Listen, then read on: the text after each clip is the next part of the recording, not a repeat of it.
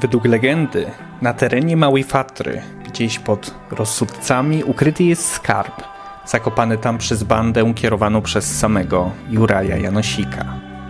Ten słynny słowacki rozbójnik pewnego razu miał spotkać młodego pasterza, który bez wynagrodzenia, a jedynie za miskę strawy współdzieloną z psami pasterskimi, wykorzystywany był do ciężkiej pracy przez chciwego bacę.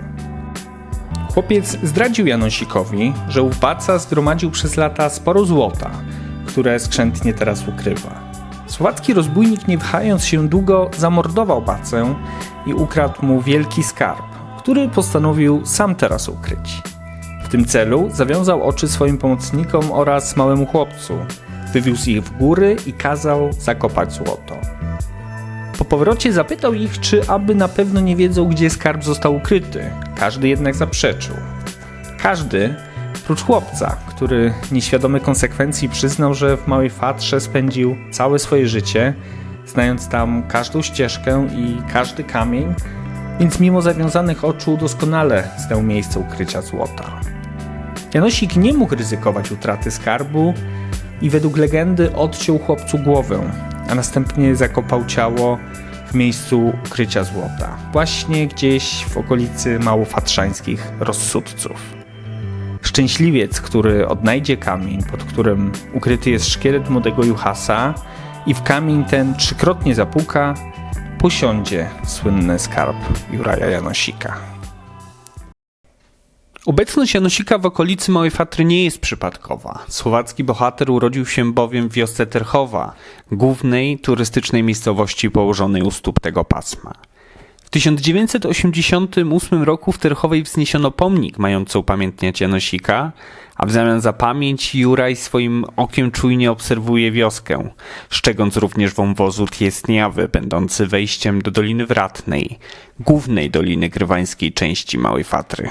Mała Fatra podzielona jest na część krywańską i luczańską, których nazwy pochodzą odpowiednio od oznaczającego zakrzywiony Krywania oraz od oznaczającej łąkę Luki. Mimo że całe pasmo warte jest górskiej uwagi, część krywańska cieszy się znacznie większą popularnością, co wynika ze sporej, jak na tak stosunkowo nieduży obszar różnorodności. Szerokie doliny, ale i wąskie wąwozy, łagodne zbocza, ale i skalne ścieżki ubezpieczone łańcuchami. Zapraszam do Małej Fatry. Tutaj wchodzimy pod Wielki Krywań.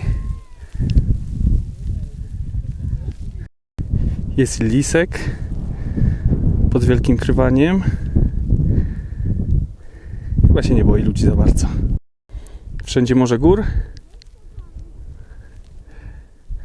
Czeskie, słowackie góry. Z tej strony polskie. Zastanawiam się, czy widać tutaj Babią Górę.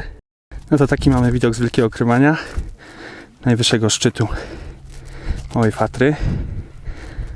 Tutaj widok na Martin, miejscowość Martin, a tutaj morze, chmur, gór, wszystkiego.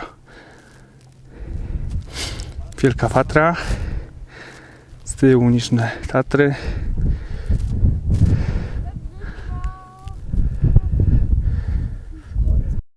No tutaj jest widok z Wielkiego Krywania na południowy zachód i na zachód.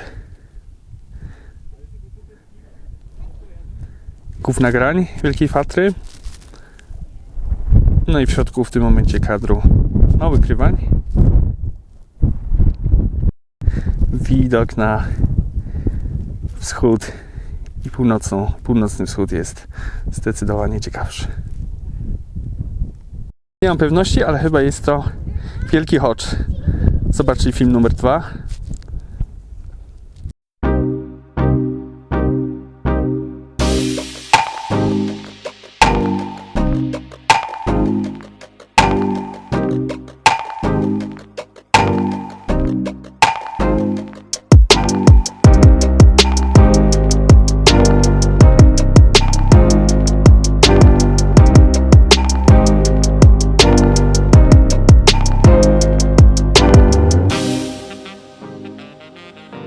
Cześć Wam, słuchajcie, jestem w Małej Fatrze. Schodzę właśnie z najwyższego szczytu Małej Fatry, Wielkiego Krywania. Idę czerwonym szlakiem na kolejny szczyt. Chodzę z Wielkiego Krywania i miałem taki pomysł, żeby pójść w lewo tą graniówką w stronę małego okrywania, ale zmieniłem zdanie. Schodząc tutaj skieruję się w prawą stronę, pójdę czerwonym szlakiem tutaj na ten szczyt, w tym momencie w środku kadru, to jest chleb, a następnie tą graniówką, nie pamiętam nazw szczytów, przejdę całą i zejdę do doliny. Taki jest plan na dzisiaj, plan minimum, zobaczymy jak wyjdzie. No chleb już jest troszkę niższy od Wielkiego Okrywania, 1646 metrów nad poziomem morza. No i przebiega przez niego szlak graniowy, którym będziemy zaraz zmierzać. Tutaj z tyłu za szlakiem dwa rozsudce, mały, wielki, a w dole dolina.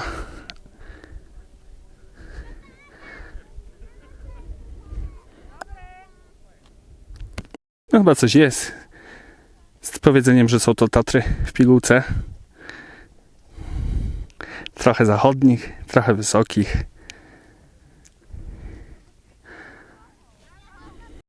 No tutaj można znaleźć taki typowy szlak charakterystyczny dla zachodnich Tatr. Graniówka, niewymagająca. Jedna górka, przełęcz, jedna górka, przełęcz. Tutaj co prawda trochę niżej, bo na wysokości około 1600-500 metrów. Te graniówki zachodnich to bardziej około 2000, no ale jest podobieństwo. Szlak skręca w lewo, ale siądę sobie chyba na sekundkę, no bo takie widoki nie zdarzają się za często. Widać wiele. Tatry, cały łańcuch górskich Tatr. Chodzkie Wierchy, znane po polsku jako Góry Choczańskie. Zapraszam na film numer 2. No i może Tatr Niskich, Wielkiej Fatry oraz pewnie może innych jeszcze. A troszkę niżej Jesień. Ze szczytu Chleb kontynuowałem wędrówkę bogatym widokowo czerwonym szlakiem graniowym, zdobywając po drodze takie szczyty jak Chromowe czy Steny, docierając do ostatniego szczytu tego dnia, południowego Gronia. Po drodze podziwiałem łagodne zbocza małofatrzańskich szczytów porośniętych lasami bukowymi, których liście mieniły się we wszystkich kolorach jesieni. Zejście do chaty na Groniu wiodło bardzo stromym szlakiem, którego pokonanie utrudniał fakt zalegania dużej ilości błota, co w połączeniu ze sporym nachyleniem stanowiło nie lada wyzwanie, dodające jednak kolorytu całemu trekkingowi. Następnego dnia trekkingu wybrałem szlak przez Janosikowe Diery, poprowadzony przez potrafiące zawrócić w głowie zjawiskowe wąwozy, wspinaczkę po których usprawniają sztuczne ułatwienia takie jak mostki czy drabinki. Dla osób niekoniecznie poszukujących szybkiego wyrzutu adrenaliny w okolicy poprowadzony jest także alternatywny do Janosikowych Dier szlak, który biegnie środkiem zachwycających bukowych lasów, idealnych na jesienne spacery. Celem tego trekkingu było zdobycie jednego z dwóch najbardziej charakterystycznych szczytów Małej Fatry, Małego Rozsudca. To mój kolejny cel. Mały Rozsudec, który wygląda całkowicie inaczej niż wczorajsze szczyty.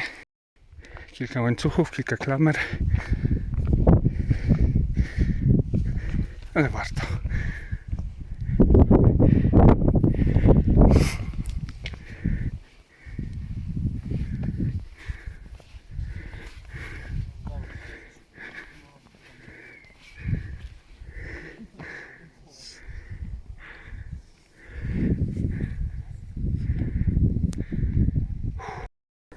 Cześć Wam, znajduję się na Małym Rozsudcu.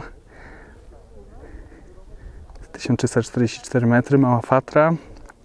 Ludzi bardzo dużo, jest sobota, więc spodziewałem się w sumie tłumów. O, przepraszam, nagrywam trochę pod słońce, ale chciałem Wam pokazać widoki. Tutaj mamy wszystkie szczyty, które zdobyłem wczoraj. Graniówka biegnąca przez Małą Fatrę Krywańską. No a dookoła kolejne pasma górskie. W dole miejscowość Terchowa, w której mieszkam. No i tutaj już zachód. Zachodnia część Słowacji i dalej Czechy. No jest to dość popularny małofatrzański szczyt. Sporo osób, dużo Polaków, dużo Słowaków. Widziałem też, czy słyszałem ludzi innych nacji, Węgrów, Niemców.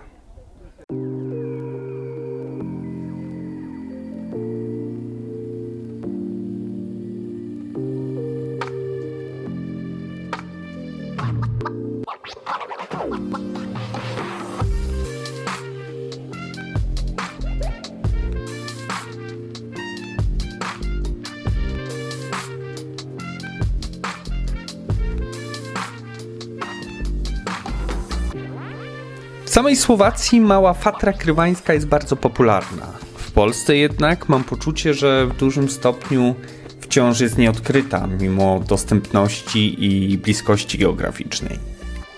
Na mnie zrobiła spore wrażenie, głównie ze względu na dobrze rozbudowaną bazę turystyczną, przecudowne panoramy na morze szczytów sąsiadujących pasm górskich oraz ze względu na różnorodność przyrody nieożywionej. Każdy znajdzie tu bowiem coś dla siebie. Ci spragnieni adrenaliny wybiorą wspinaczkę na najtrudniejszy technicznie szczyt, czyli Małego Rossudca.